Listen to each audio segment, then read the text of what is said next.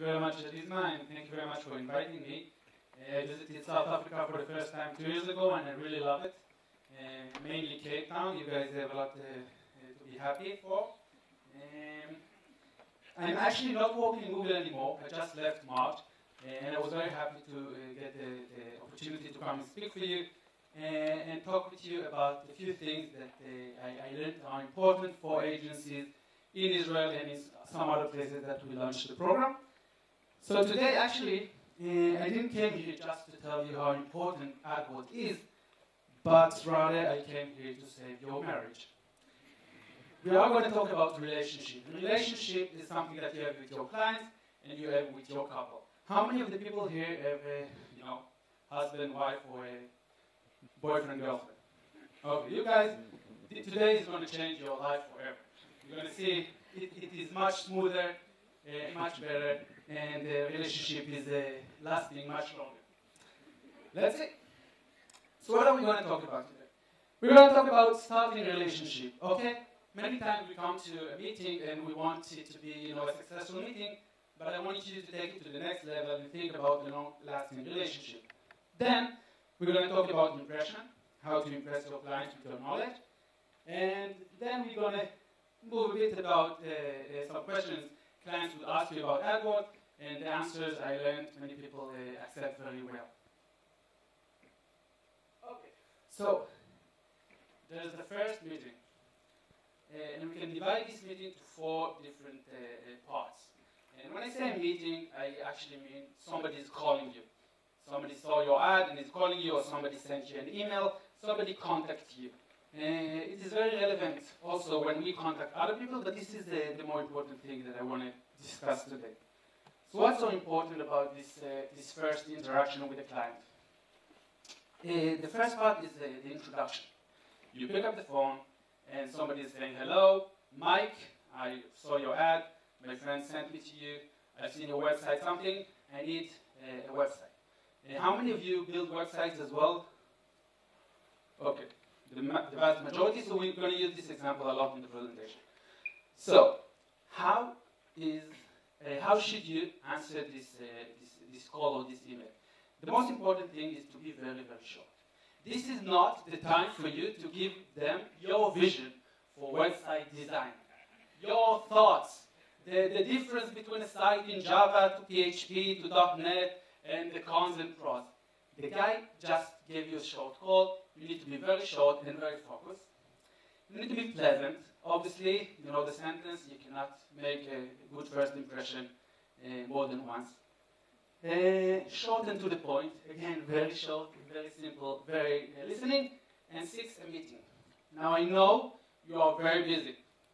I know you don't want to get every client to your office or to a coffee or go to his place because who knows what would happen. But guys, when I said who knows what would happen, I probably didn't mean what you are all laughing. And I meant no deal. But yeah, it's South Africa. You want a meeting because when you meet someone, okay, you have a date, you want to get them to the movies, you want to get them to a coffee place. It probably won't work over the phone if you want a real-time relationship. So you want to bring him to your office, look him in the eyes, smile to him, and make a relationship. Now, some of you know Elizma from the news and knew her from, I don't know, online. I'm sure it's much different now that you saw her in person, you saw her smiling, you may maybe approach to her, you might have thrown one of the birds mistakenly to her direction while you try to get those blocks. It's much different, it's more personal, and something that is more personal would probably create a better deal. So you seek a meeting, and the customer agrees, and you move to the next stage. Now, the next stage, whenever I ask people without showing them the site, the next stage is the meeting, but this is not the case. The next stage is the preparation. You need to come ready for the meeting. Now, what is preparation? Preparation, who is the client? Who is the client? Not always we really understand from the first call what exactly does the client do, what his business is. He gives us, he says, we are in the printing services. What do you mean? You sell printers, You print for others. What is the printing industry means for you? You need to understand what is his target market. Because Elizabeth showed you that when people want a website, they don't want a website. What do they want? More customers. So it comes to you not to have a website. It comes to you probably because he wants more customers. So you need to understand where are his customers. What are they searching? Who are they? Are they in South Africa? Are they abroad?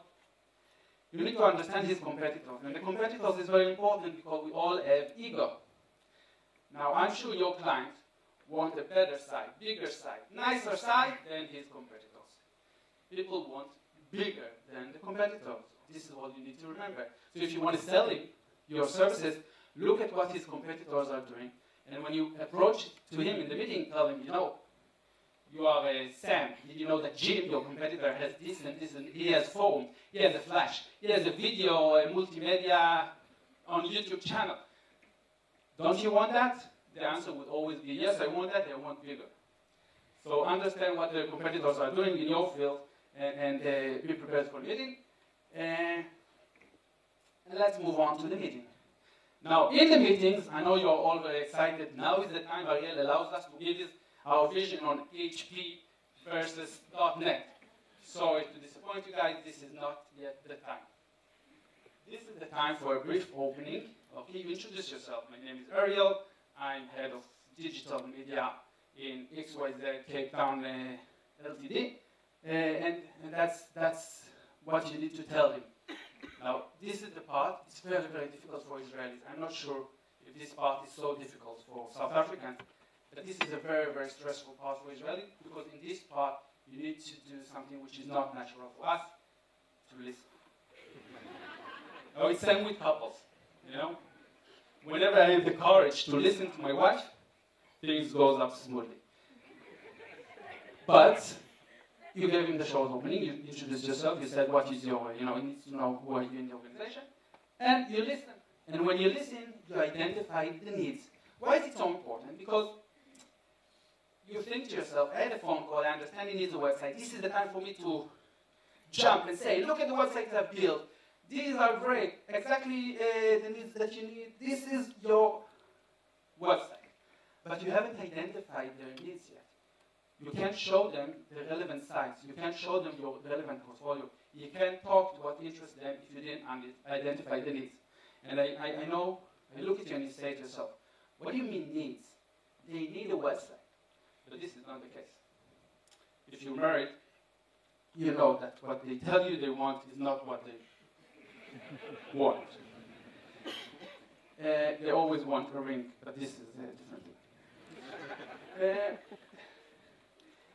Some people come to you and they will tell you, I need a website for my plumbing company. And some other people would come to you and they would tell you, I need a website for my plumbing company, but their need would be different. The first guy that came to you is the owner of the plumbing services. His business is not doing well. He needs more customers, very focused on getting money, getting it fast, getting results. The second person is an employee of some other guy, and all he wants is peace of quiet from his boss. And his boss doesn't understand anything, and his boss would not want to pay anything. So he would want the lowest cost website that he can pass with his boss. He doesn't care if this site would bring more customers or not. Now the third guy, his wife told him, you're going to have a website. How can it be that you don't have a website? I go to all these parties, people ask me, what is your husband doing? And I can't give them a URL. I want a website. You've been to that part.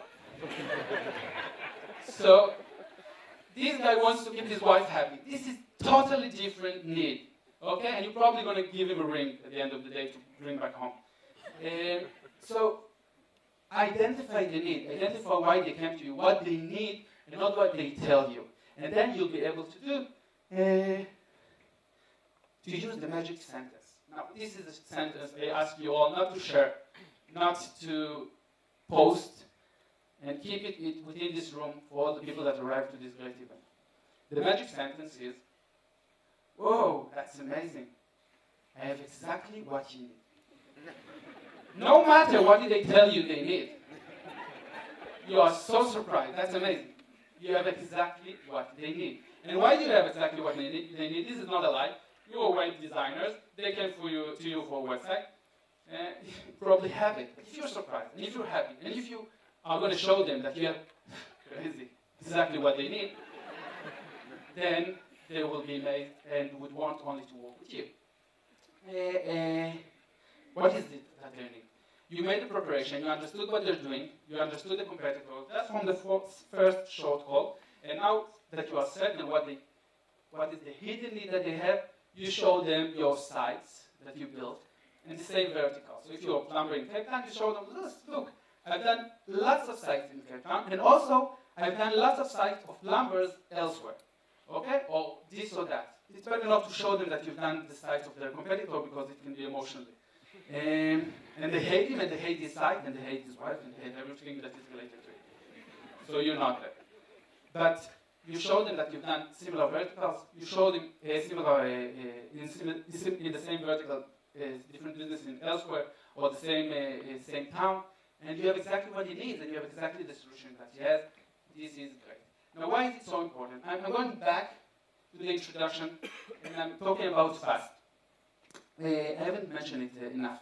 When you answer someone, you answer very, very fast. You don't wait for the email to, at the end of the day, you look at emails. You don't answer the machine only twice a day. You answer the machine every hour. You answer every call, you call back. You look at emails, or you ask someone to look at email every hour. Because when this guy approached you, he approached 3 other businesses like yours. And if you are fast enough, and you answer the phone, you are serious, and you invite him to the meeting, by the time that he comes to you to a meeting, this is when your competitor answers the phone or sends him an email, yes, I've seen your message.